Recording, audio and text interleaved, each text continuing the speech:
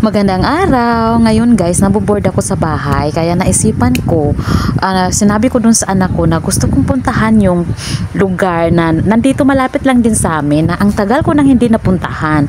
For 15 years ako sa abroad, ang tagal ko nang hindi nabalikan ito guys. Pag tuwi kasing nagbabakasyon ako, hindi ko to napuntahan. Kaya sabi ko sa anak ko, puntahan nga natin yun, silipin nga natin kung ano na nangyari. So tara! Lama berries, ano ba na mo? Go ko. Kana bitang mga tao ano man ka juga ila na mga kan kan di ba di ay tao na to ha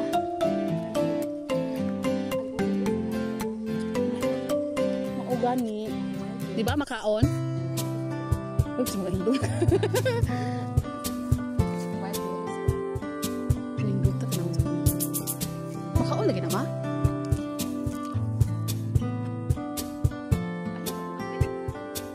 Hindot kayo. Tinuod ma, napay isa anima kati kakita ko na makaon di ay.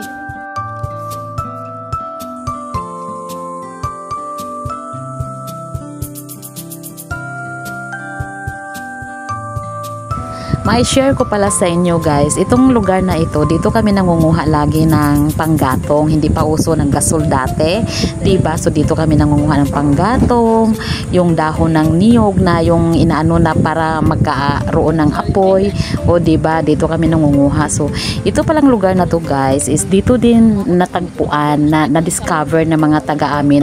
Naalala nyo yung lindol ng Bohol, sira yung mga nawasa, sira yung lahat ng source ng tubig dito sa Bohol nung time ayon. Pero dito sa lugar namin, dito na-discover ng mga taga sa amin na may source pala ng tubig na malamig siya, matabang, pero alam nyo malapit ito sa dagat.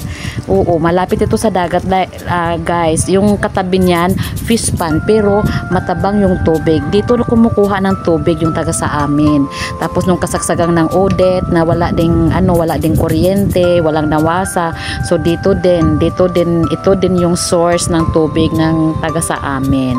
So ayan, na-miss ko lang itong lugar na to, kaya nagpasama ako sa anak ko para mamasyal dito.